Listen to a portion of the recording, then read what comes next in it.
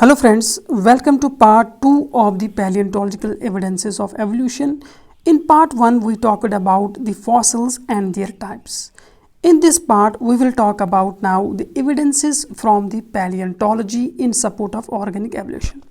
Now as far as fossils are concerned, they are believed to be the most acceptable evidences of evolution. This is because the fossils allow us to study the evolutionary past of an organism. That is why they have been regarded as written documents of evolution.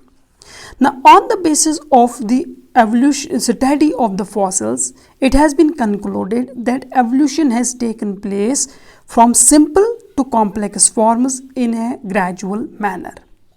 Now, several evidences have been provided in support of this generalization. The aspects of paleontology which support these evolution are as follows. First is the number and the nature of fossils in early rocks. As far as this is concerned, it has been found that the rocks of the early periods, for example, those of the Proterozoic era, they only had few fossils than the rocks of the later areas. These fossils were also belonging to very simple life forms, like they included only some simple marine invertebrates.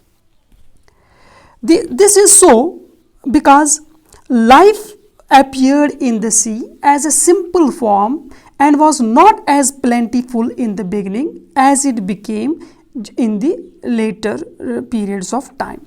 Therefore, in earlier rocks, we find very few fossils, and the fossils are of only simple life forms.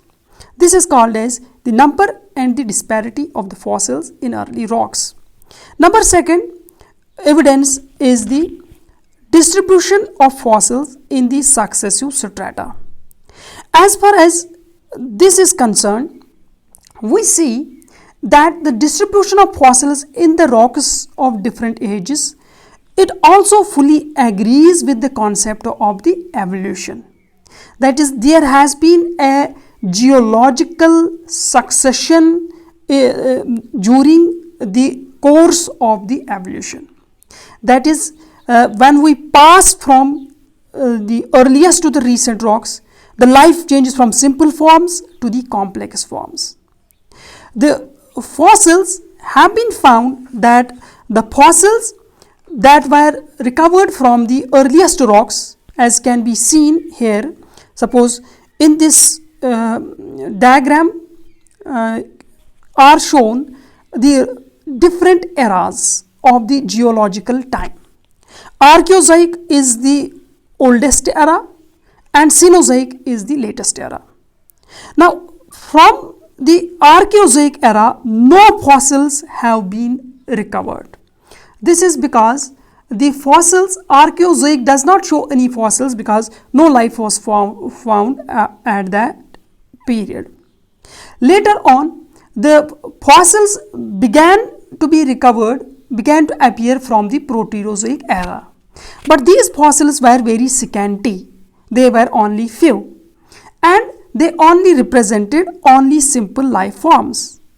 Later on, Paleozoic era has abundant fossils, and in early parts of this era were found the fossils of the marine invertebrates, and in the rocks of the middle and the later parts of this era appeared the fossils of the vertebrates like fishes, like amphibians, etc. Similarly, during the Mesozoic era, in the earlier parts of the Mesozoic era, were found the fossils of the great reptiles like the dinosaurs. And later on, in the later parts of this Mesozoic era, the fossils of the animals that might have evolved into reptiles, these primitive birds and the mammals were also recovered from the Mesozoic era. Then finally, in the recent era, that is the Cenozoic era, this shows the fossils of the typical mammals, particularly in the early parts, and of later on then apes and man in the later stages. So in Cenozoic era, so mammals appeared. This era was dominated by the mammals, therefore mammals including the primates, and in later parts even the human fossils are also recovered from the Cenozoic era. Now if all the species were created about the same time as suggested by spatial creation theory, the fossils of all vertebrate classes would appear in the rocks of the same age, but that is not found. Therefore there has been evolution. Now there is also disparity between the present and the past forms of life. Study of fossils also shows that the present day life forms were very different from the past forms. For example, present day horse is 160 centimeters in height, while as its ancestor was only 30 centimeters in height. Similarly, the extinct reptiles, dinosaurs, they were very large, fearsome creatures as compared to the existing reptiles. So they were very large reptiles, and they are completely different from their present day forms. Same is true with respect to the we human beings. The early man was different from the modern man. He lived in the caves like animals and had no social life. He obtained food by hunting wild animals and by gathering fruits and seeds of the wild plants. And then by several changes in form, structure and habitus, he has developed into modern civilized man, having rich social life, having domesticated animals and all that. So therefore it can be concluded that life has been changing ever since it appeared. So that is what evolution postulates, that life has been continuously changing in the course of evolution. Life is not static. Then finally, the another evidence from this paleontology is the fossil missing links. Now missing links are actually the fossil organisms which show characters of the two groups of organisms, or two different groups of animals. So let me write that: two different groups of animals. So those are called as the missing links. So if we try to define a missing link, what is a missing link? Missing link is a fossiloid. It is not a living organism. They are all missing links are fossil organisms. So fossil organism which shows characters of two different groups of the animals, that is called as the missing links.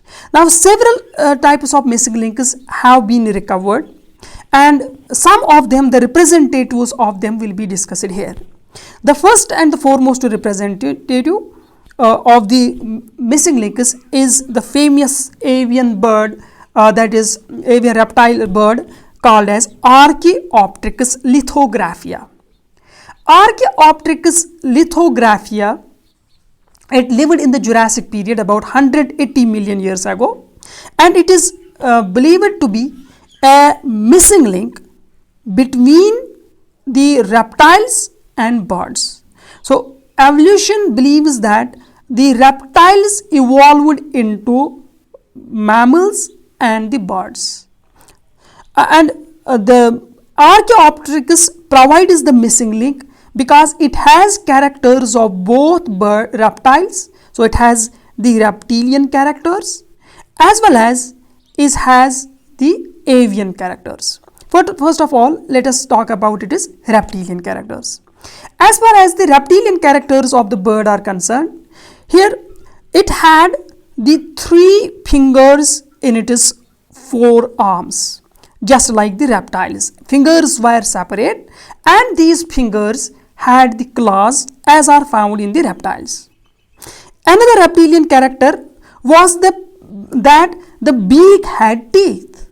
Modern birds do have beak. Beak is actually avian character, but bird beaks are without teeth.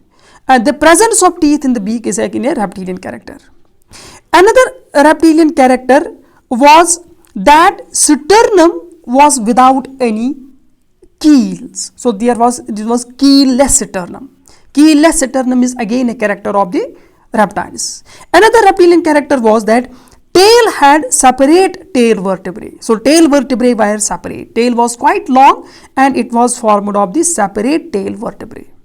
So these were some of the reptilian characters. Fingers separate and head claws, beak with the teeth, sternum without keel, and tail vertebrae, these were separate. So these were some of the reptilian characters.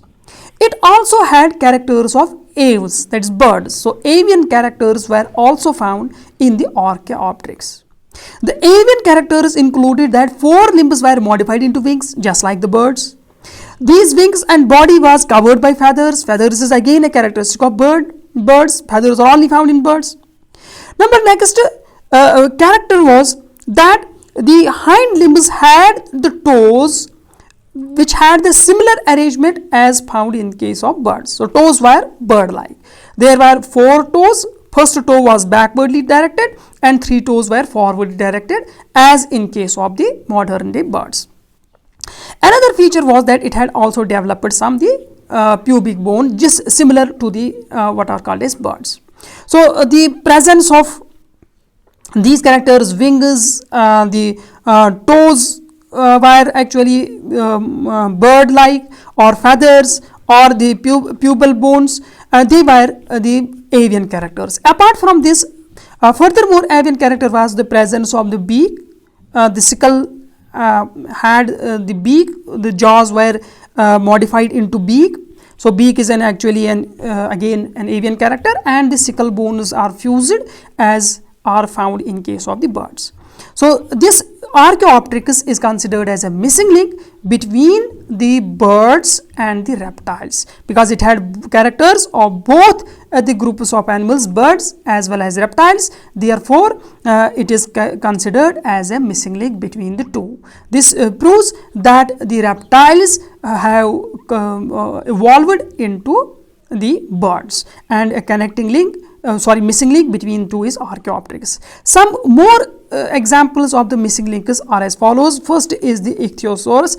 As far as this is concerned, Ichthyostega, this is considered to be the missing link between the fishes and the amphibians. So it was considered as a missing link. Ichthyostega, it was considered as a missing link between the fishes and amphibians. Another missing link is that of the Seamoria. Seamoria is believed to be the missing link between the amphibians and the reptiles. So these Seamoria is missing link between amphibians and reptiles.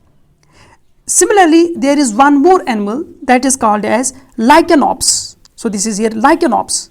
So Lycaenops is believed to be a missing link between reptiles and mammals. So evolutionists believe that reptiles have given rise to the mammals. Therefore, there must have been an organism which had characters of both reptiles and mammals, and here is organism Lycaenops. Similarly, there is one more missing link that is called as Basilosaurus. Basilosaurs are believed to be the missing links between the terrestrial mammals and the aquatic mammals. All aquatic mammals are believed to have evolved from their terrestrial ancestors. So therefore, the missing link that joins the two groups of animals is the Basilosaurs. So this was about the evidences from the missing links. Evidences from missing links again suggests that the life forms change from one form to the another form. Finally, the final evidence from the paleontology comes from the ancestries of the individual animals.